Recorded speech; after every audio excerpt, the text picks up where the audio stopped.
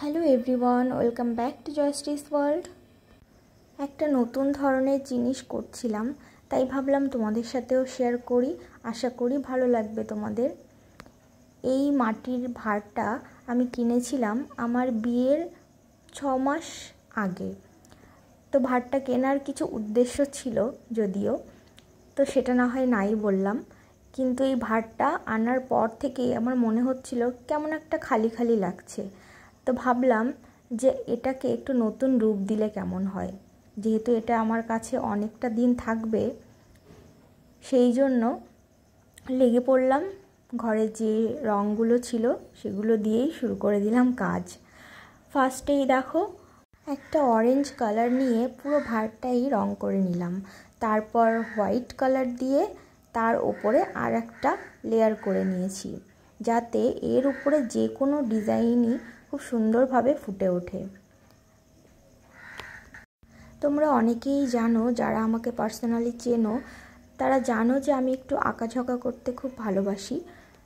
সেজন্য এই ধরনের কাজ করতে আমার বেশ ভালোই লাগে। নতুন নতুন কাজ, নতুন নতুন অভিজ্ঞতা। তো এই ভাঁড়টার উপরে আজকে একটু অন্যরকম কিছু করতে চলেছি। আশা করি তোমাদের ভালো লাগবে কাজটা। নর্মালি আমি যখন কোনো কাজ শুরু করি বা কোনো ড্রয়িং শুরু করি নিজে থেকে, তো ফার্স্টে তো আমার মাথায় কিছুই থাকে না যে আমি কি করব। প্রথম থেকে আমি কোনো প্ল্যান করে বসি না যে আমি এটাই করব। করতে করতে একটা কিছু হয়ে যায়। নর্মালি বেশিরভাগই আমার সাথে এটাই হয়। তো এই ভাঁড়টাও আমি সেরকমভাবেই শুরু করেছিলাম। কালার কম্বিনেশন করতে করতে মাথায় একটা আইডিয়া এলো যে একটু এই ধরনের পেন্টিং করলে কেমন হয়। আচ্ছা, তোমরা জানিও যে এই পেন্টিংগুলোকে কি বলে। আর আমার কাছে খুব বেশি রঙও ছিল না, 2-4টে রঙই ছিল। তার মধ্যে থেকেই আমাকে করতে হয়েছিল, কারণ হঠাৎ করে ডিসিশন নিয়েছিলাম যেহেতু। সেজন্য দেখো, সাদার উপরে আমি একটা আকাশি কালার নিয়ে কিছুটা জায়গা করে নিয়েছিলাম। তার ওপরে ভেবেছিলাম কালো কালার দিয়ে কিছু ডিজাইন করব, কিন্তু তারপর ভাবলাম যে কালোর থেকে বেশি আমি সাদাটাই দিই, সেটাই বরঞ্চ ভালো ফুটবে। তো আমি সাদা দিয়েই এই রকম ডিজাইনগুলো করে নিয়েছিলাম। খুবই সিম্পল করেছিলাম, মাথায় ওই মুহূর্তে যেটুকু যা আসছিল সেরকমই করে ফেলেছিলাম। তো দেখো, আমি এখানে কিছু ফিগার মোটিভ করে নিয়েছিলাম। আমার বেশ কিউট লাগছিল ব্যাপারটা, ভালোই লাগছিল, নতুন ধরনের কাজ করছিলাম।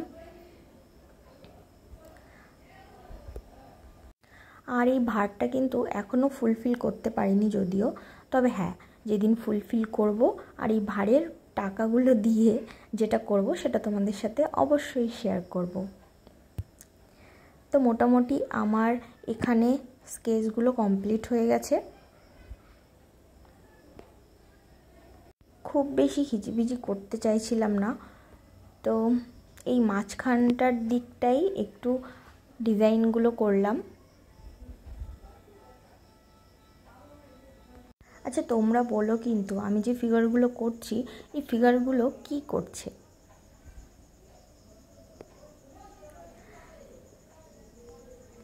তো দেখো, দেখতে দেখতে আকাশি কালারের উপরে যে ডিজাইনটা সেটা কমপ্লিট হয়ে গেছে। এরপর ভাবলাম কি করি। তো এই যে অরেঞ্জ কালারটার উপরে আবারও সাদা দিয়েই আমি আরেকটু কিছু করে নিলাম।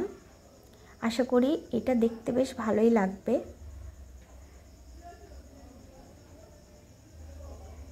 তো এটাও কমপ্লিট হয়ে গেছে। আর তারপর ভেবেছিলাম একদম ওপরে কিছু একটা করব।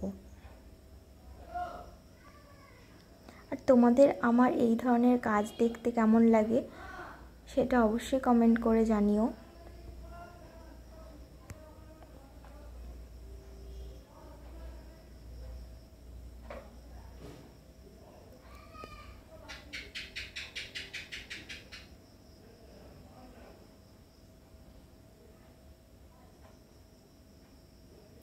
তো দেখো, হয়ে গেছে আমার এই ভাঁড়টা কমপ্লিট।